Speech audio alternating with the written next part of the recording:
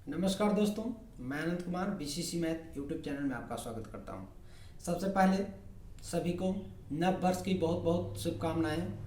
आप और आपका परिवार, आपके सगे संबंधी के लिए यह नया साल खुशियों से भरा हो। आप लोग इस नए वर्ष में अपने अपने मुकाम को हासिल करें, यही मेरा कामना है। तो आज मैं चलता हूँ जो अच्छा जो कलेक्शन है आज का, जो आपके एग्ज़ाम में किस तरह के क्वेश्चन आते हैं, और कल जो टेस्ट है बीसीसी कॉन्टेस्ट का, वो उसका भी क्वेश्चन इसी से आएंगे। तो चलिए आप लोग ध्यानपूर्वक देखें, समझें और याद करें, ठीक है। और जो भी नए लोग हैं जो जुड़े हैं, वो चैनल को सब्सक्राइब कर दें, वीडियो को लाइक करिए और अपने दोस्तों के बीच में शेयर करना ना भूलिए, ठीक है। चलिए तो चलते हैं, शुरू करते हैं हम लोग। पहला क्वेश्चन आज का, टीपू सुल्तान का ग्रीष्म महल कौन सा है? टीपू सुल्तान का ग्रीष्म महल कौन सा था? तो दरिया दौलत बाग था, ठीक है। चलिए आगे चलते हैं। द्वितीय आंग्ल मैसूर युद्ध किस संधि के तहत समाप्त हुआ था? तो यह जो था मंगलोर की संधि के तहत यह समाप्त किया गया था। चलिए आगे चलते हैं हम लोग। स्वर्ण मंदिर किस झील के किनारे स्थित है? तो यह है अमृत सरोवर झील के किनारे है। चलिए अगला क्वेश्चन है, महाराजा जयसिंह द्वितीय ने कितने शहरों में जंतर मंतर की स्थापना किए थे? तो 5 शहरों में, ठीक है। पानीपत के तीसरे युद्ध में अहमद शाह अब्दाली ने किससे युद्ध किया था? तो यह था मराठों के साथ था। चलिए आगे चलेंगे हम लोग।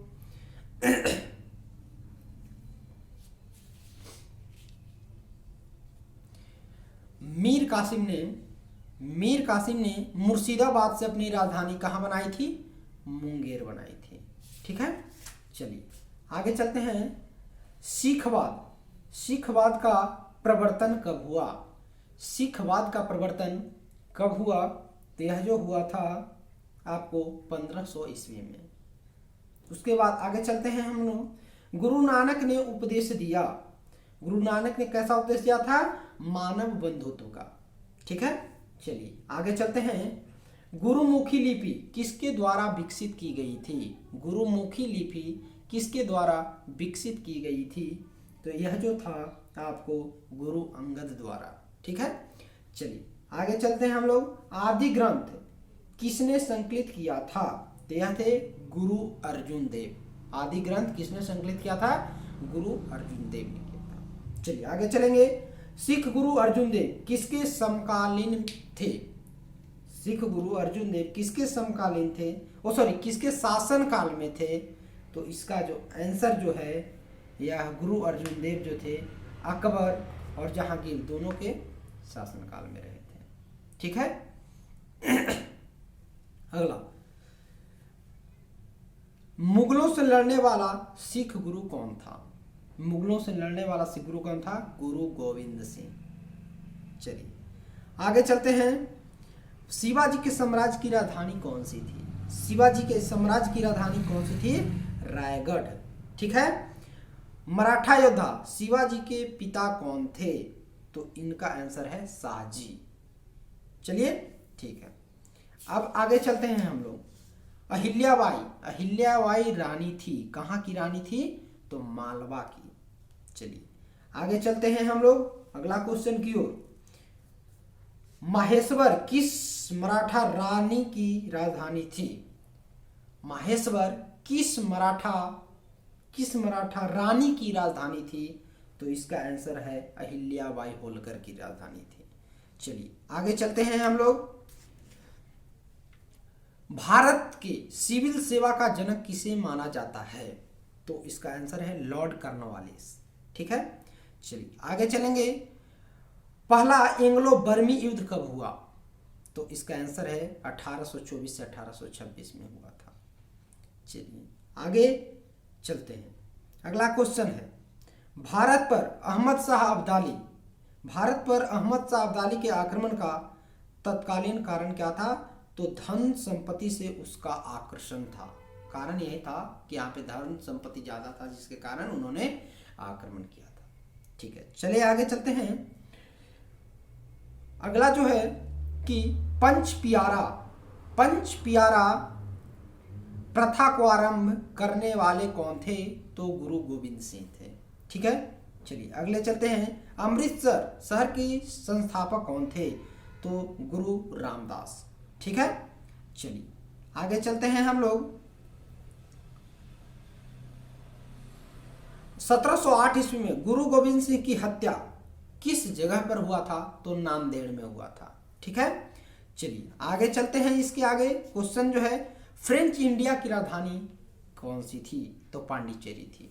ठीक है, चलिए अगला क्वेश्चन है, बांडीबासा का युद्ध किसके बीच हुआ था? तो बांडीबासा का जो युद्ध हुआ था अंग्रेज और फ्रांसीसियों के बीच हुआ था। चलिए आगे चलते हैं हम लोग। विलंब का सिद्धांत किसने दिया था? लॉर्ड डलहौजी ने दिया था। ठीक है, अगला क्वेश्चन जो है, लॉर्ड मैकाले शिक्षा पद्धति कब लागू हुई थी? तो 1835 ईस्वी में हुई थी। ठीक है, आगे इसके बाद है अगला क्वेश्चन है, विधवा पुनर्विवाह का समर्थक कौन थे? तो वह जो थे ईश्वर चंद्र विद्यासागर थे। ठीक है, आगे चलते हैं अगला क्वेश्चन की ओर। ब्रिटिश से लड़ते हुए रानी लक्ष्मीबाई का देहांत कहाँ पर हुआ था? तो था ग्वालियर में। ठीक है, चलिए अगला चलते हैं। भारत का गवर्नर जनरल जिसके समय में रेलगाड़ी आरंभ हुआ था? तो लॉर्ड डलहौजी के समय में हुआ था। ठीक है, बनारस हिंदू विश्वविद्यालय की स्थापना किसने की थी? मदन मोहन मालवीय ने। ठीक है, चलिए आगे चलते हैं हम लोग। क्वेश्चन, स्वराज पार्टी की स्थापना कब हुआ था? 1923 ईस्वी में हुआ था। और किसने किया था? तो मोतीलाल नेहरू एवं CR दास ने किया था। ठीक है, चलिए आगे चलते हैं। इसके बाद जालियांवाला बाग नरसंहार के लिए उत्तरदायी माइकल ओडायर को किसने मारा था? तो उधम सिंह ने यह गोली मारा था। ठीक है, चलिए आगे चलते हैं हम लोग। अगला क्वेश्चन है, अभिनव भारत का आयोजन किसके द्वारा किया गया था? तो वह था वीर सावरकर के द्वारा किया गया था। ठीक है, चलिए इसके बाद पंचायती राज का सबसे छोटा अंग कौन सा है? तो इसका आंसर है ग्राम पंचायत। ठीक है, चलिए उसके बाद है अगला क्वेश्चन,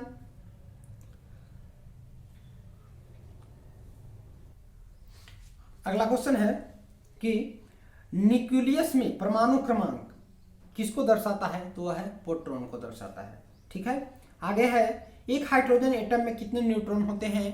तो 0 न्यूट्रॉन होते हैं। उसके बाद अगला क्वेश्चन है, सूर्य की ऊर्जा किस माध्यम से उत्पन्न होता है? तो परमाणु संलयन के द्वारा होता है। एक ऑक्सीजन परमाणु में संयोजी इलेक्ट्रॉन कितने होते हैं? 6 होते हैं। ठीक है, अगला क्वेश्चन है, ऑक्सीकरण प्रक्रिया में क्या होता है? इलेक्ट्रॉन का ह्रास होता है, यानी कमी होता है। विद्युत रूप से परमाणु क्या है? तो विद्युत रूप से परमाणु जो है उदासीन है। ठीक है, सोडियम क्लोराइड में क्या पाया जाता है? तो वैद्युत संयोजी बंधक पाया जाता है। ठीक है, उसके बाद चलते हैं आगे। फेरिक ऑक्साइड में लोहे का संयोजकता कितना है? तो 3 होता है। ठीक है, चलिए उसके बाद आगे अगला जो क्वेश्चन है, थायोकोल रबर क्या है? तो संश्लिष्ट रबर है। ठीक है, कैफीन कहाँ पाया जाता है? तो कैफीन कहाँ पाया जाता है? तो कैफीन जो है आपको चाय और कॉफी में पाया जाता है। ठीक है, चलिए उसके बाद अगला क्वेश्चन, परमाणु में अवस्थित सबसे हल्का कण कौन सा है? तो इसमें जो है सबसे हल्का जो कण होता है इलेक्ट्रॉन है।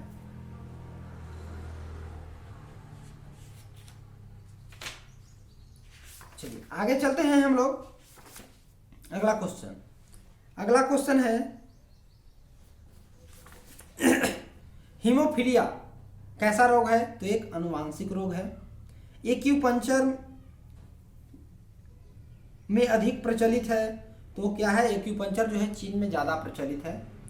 उसके बाद अगला क्वेश्चन है, शैवाल और फंगी को किसके अंतर्गत रखा गया है? तो थैलोफाइटा के अंतर्गत रखा गया है। ठीक है, चलिए इसके बाद चलते हैं प्लाज्मोडियम। प्लाज्मोडियम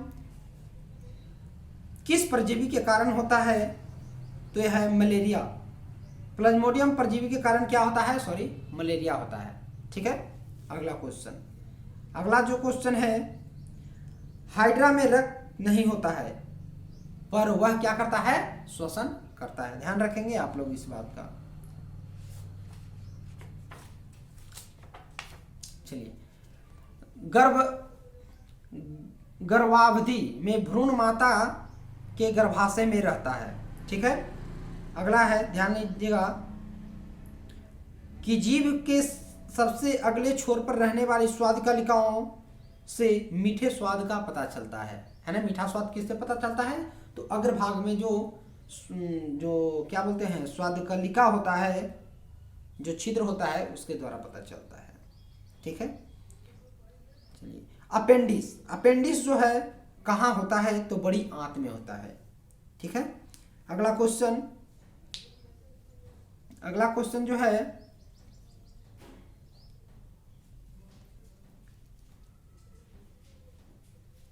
मांसपेशियों में किसके कमी के कारण, किसके एकत्रित होने के कारण थकावट आती है? तो लैक्टिक अम्ल के कारण। ठीक है, चलिए आगे चलते हैं हम लोग अगला क्वेश्चन की ओर। विश्व व्यापार संगठन में कितने सदस्य हैं? तो इसका आंसर जो है 144। ठीक है, लेकिन अभी बात करते हैं अगर, तो 164 है। ध्यान रखेंगे इस बात का। चलिए इसके बाद नेक्स्ट क्वेश्चन, 1934 ईस्वी में भारत के लिए नियोजित अर्थव्यवस्था किसने लिखी थी? तो प्रोफेसर दांतबाला ने लिखे थे। ठीक है, इसके बाद अगला क्वेश्चन है कि घाटे की वित्त व्यवस्था का क्या अर्थ होता है? तो घाटे की वित्त व्यवस्था का अर्थ जो होता है, सरकारी व्यय राजस्व की प्राप्ति होता है। सरकारी व्यय एवं राजस्व की प्राप्ति। इसके बाद अगला, भारत में डेयरी रिसर्च सेंटर कहाँ है? तो इसका आंसर है करनाल। परमाणु अनुसंधान हेतु कलपक्कम के लिए इंदिरा गांधी सेंटर किस राज्य में स्थित है? तो इसका आंसर है तमिलनाडु। उसके बाद अगला जो है कि नेशनल मेटलर्जिक लेबोरेटरी किस नगर में स्थित है? तो उसका आंसर है Jamshedpur. High altitude research laboratory कहाँ पे है? तो इसका आंसर है गुलमर्ग। भारत का प्रथम स्टील प्रोजेक्ट शहर किसे स्थापित किया गया? तो यह है जमशेदपुर को। राष्ट्रीय हार संस्थान कहाँ स्थित है? तो इसका आंसर है हैदराबाद। राष्ट्रीय पर्यावरण अनुसंधान संगठन कहाँ पर अवस्थित है? नागपुर में। आगे चलते हैं हम लोग। अगला जो क्वेश्चन है, नेशनल केमिकल लेबोरेटरी रासायनिक प्रयोगशाला कहाँ स्थित है? तो इसका जो आंसर है पुणे में है। चलिए आगे चलेंगे हम लोग। केंद्रीय चावल अनुसंधान संस्थान कहाँ पर स्थित है? तो यह है अहमदाबाद। केंद्रीय चावल अनुसंधान संस्थान कहाँ स्थित है? तो इसका आंसर चावल अनुसंधान संस्थान कटक में है, मिस्टेक हो गया था। चलिए, नेशनल डिजाइन संस्थान कहाँ स्थित है? अहमदाबाद। ठीक है, आगे चलेंगे हम लोग। अगला क्वेश्चन है, भारत का राष्ट्रीय पक्षी कौन सा है? मोर। इसका वैज्ञानिक नाम क्या है? पाबो फ्रिस्टेटस। ठीक है, चलिए आगे चलेंगे। भारत का राष्ट्रीय पंचांग किस पर आधारित है? तो शक संवत पर आधारित है। इसके बाद आगे अगला क्वेश्चन है, एशिया का प्राचीनतम तथा विशालतम बौद्ध मठ कहाँ पर स्थित है? तो है अरुणाचल प्रदेश में तवांग है, तवांग। ठीक है, चलिए आगे चलेंगे। इंडिया हाउस कहाँ स्थित है? तो लंदन में स्थित है। और इंडिया हाउस की स्थापना श्यामजी कृष्ण वर्मा ने किया था। कब किया था? 1905 से 10 के बीच में हुआ था। ठीक है, चलिए आगे चलते हैं हम लोग।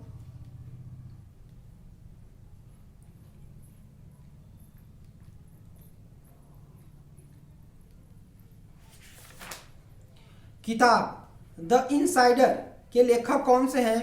पीसी नरसिम्हा राव। ठीक है, अगला आधे अधूरे के लेखक कौन हैं? मोहन राकेश। उसके बाद पृथ्वीराज रासो किसने लिखा है? तो है चंद्रवर दाई। अगला क्वेश्चन चले, जिंदगी का करवा किस भारतीय राजनीतिक की आत्मकथा है? तो यह जो है आपको चंद्रशेखर का है। The struggle in my life के लेखक कौन हैं? तो नेल्सन मंडेला हैं। अगला वेयर आर्ट दो किस कलाकार की जीवनी है? तो यह है एम.एफ. हुसैन की जीवनी है। ठीक है, चलिए आगे चलेंगे हम लोग। लक्षद्वीप टापू किससे उत्पन्न है? तो लक्षद्वीप टापू जो है प्री हिस्टोरियन सुनामी के कारण उत्पन्न हुआ था। अधिक ध्वनि उत्पन्न करता है, सबसे अधिक ध्वनि उत्पन्न कौन सा करता है? बाघ। ठीक है, चलिए आगे चलेंगे हम लोग। अगला क्वेश्चन, भारत के राष्ट्र ध्वज में कितने स्पोक होते हैं? तो इसके आंसर है 24। चलिए आगे अगला क्वेश्चन, तहलका जांच आयोग का नया अध्यक्ष किसे नियुक्त किया गया? ये तो करंट अफेयर्स का हो गया। ठीक है, सॉरी।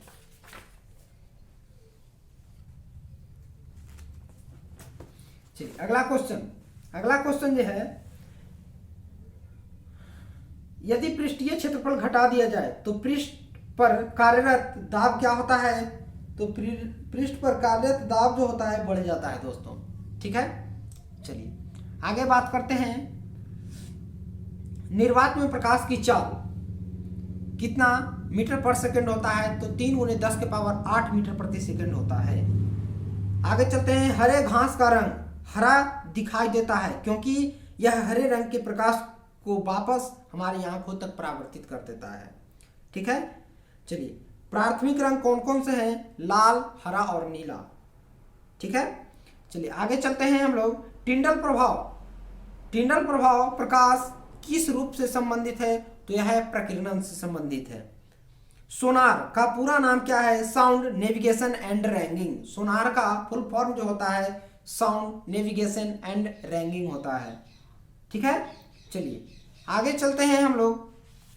अगला क्वेश्चन, अल्बर्ट आइंस्टीन कौन थे? तो भौतिक शास्त्री थे। ठीक है, सोनार का उपयोग कहाँ पे किया जाता है? तो समुद्र यात्रियों द्वारा किया जाता है। ठीक है, चलिए आगे बात करते हैं। विद्युत मात्रा की इकाई कौन सी है? तो एम्पियर है। ठीक है, तो जो इतने क्वेश्चन हुए, ज़्यादा बड़ा वीडियो मैं नहीं बनाऊंगा क्योंकि याद भी करने हैं। ठीक है, तो छोटा छोटा वीडियो आपको प्रोवाइड करा रहा हूँ, तो आप लोग अच्छी तरह से इसे देखें, याद करें, और कल का जो कॉन्टेस्ट है उसमें आप अव्वल आए, मैं यही देखना चाहता हूँ। ठीक है, फिर मिलते हैं नेक्स्ट वीडियो में। तब तक के लिए जय हिंद, जय भारत, वंदे मातरम।